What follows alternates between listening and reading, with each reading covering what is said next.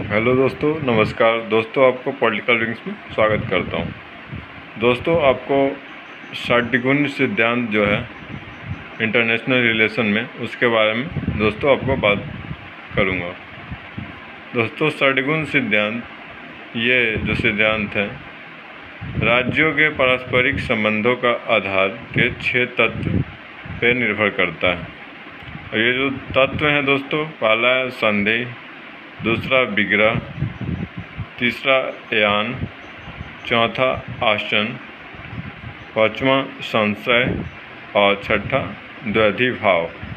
अब दोस्तों, संधि जो होता है, संधि किसी भी अन्य राज्यों से संबंध स्थापित करना ही संधि है।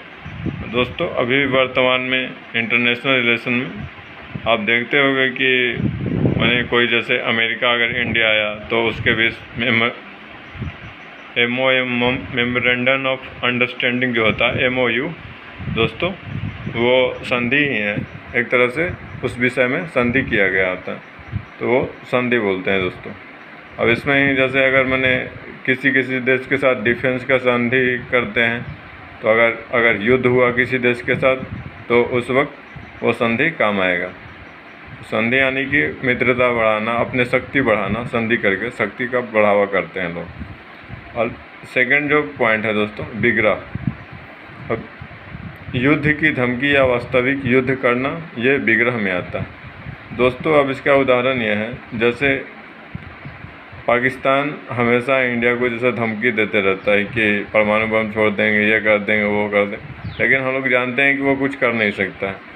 तो वो एक तरह से हमें विग्रह ही करता है, यानी कि हमसे वो दुश्मनी करता है और युद्ध की धमकी देता है कि एटम बम गिरा देंगे, ये कर देंगे। तो ये सारे दोस्तों विग्रह में ही आता है।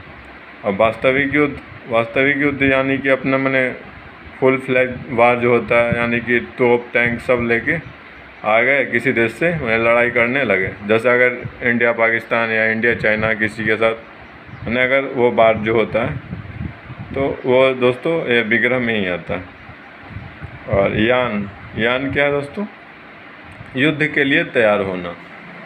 अब जैसे कोई भी देश है, वो शांति काल में ये कहा जाता है कि शांति काल में युद्ध की तैयारी करना चाहिए, और जब युद्ध हो उस वक्त तैयारी नहीं करना चाहिए कि उस वक्त तैयारी स्टार्ट किया था तो आप युद्ध हार जाओगे। तो सबसे अच्छे युद्ध अगर नीति है, तो सबसे अच्छा यह है कि आप शांति काल में युद्ध की तैयारी करो, और जब युद्ध हो तो उस वक्त आप अच्छा से मुकाबला करो और युद्ध को जीतने की कोशिश करो। अब मनु के अनुसार दोस्तों ये है, मनु ने बताया कि युद्ध अब कैसे करेंगे, या तो अकेले ही लड़ लेंगे किसी भी देश से, या अपने मित्र राज्यों के साथ लड़ेंगे। अब जैसे दोस्तों अकेले में, जैसे इंडिया पाकिस्तान वार हुआ था, तो इंडिया और पाकिस्तान लड़ रहे थे एक दूसरे से।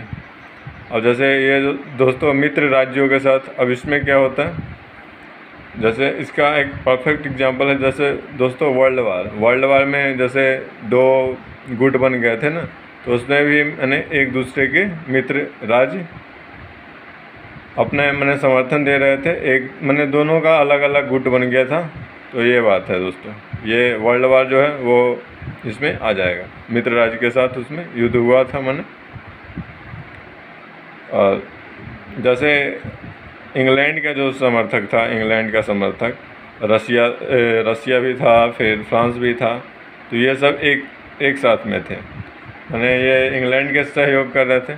बट अगर इधर देखोगे तो जापान के सहयोग में दोस्तों, जापान के सहयोग में जर्मनी था दोस्तों। तो ये अलग गुट में था। तो ये मित्र राज्य ये लोग थे।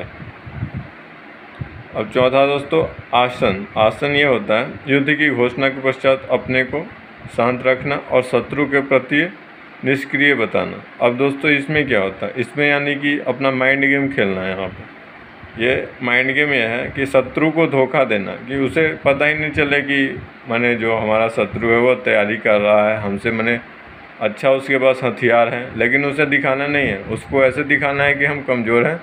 अब वो जब वार करने आएगा तो उस वक्त युद्ध में दिखाएंगे कि हाँ मेरे पास ये है, और उसको तुरंत ही उसको सोचने का मौका ही ना दिया जाए कि ये ऐसा अस्त्र और शस्त्र भी निकाल सकता है। तो उसको पता ही नहीं चले कि ये हमको ऐसा दिखाना है कि हम उनसे कमज़ोर हैं, वो जीत सकते हैं, और वो जीतने के लिए आएंगे लेकिन वो हार के जाएंगे। तो ये है, मैंने उनको धोखा देना कुल मिला के। और दोस्तों 5 जो है पॉइंट, संश्रय, यानी कि आश्रय या समाश्रय से तात्पर्य पर अपने से शक्तिशाली राजा के आश्रय लेने अपने तथा राज्य के भलाई के लिए। और दोस्तों आपको पता होगा, जब पहले कश्मीर हमारे पार्ट नहीं था, वो अलग राज्य था, अलग देश ही था मान लो तो, और भारत और पाकिस्तान में किसी में भी नहीं मिला था। लेकिन वहाँ पे जब पाकिस्तान ने आक्रमण किया तो दोस्तों वहाँ के जो राजा थे वो तुरंत आए अपने पीएम के पास, यहाँ नेहरू जी के पास। उसके बाद उस वक्त वो समर्थन पाने के लिए और अपने सुरक्षा के लिए, अपने राज्य की सुरक्षा के लिए आए यहाँ पे। तो ये संश्रय में आए थे उस वक्त, यानी कि भारत के संश्रय में आए, भारत को शक्तिशाली समझा और भारत से अपने भारत की जो प्रधानमंत्री थे उनसे आग्रह किया कि हमारे राज्य को बचाएं।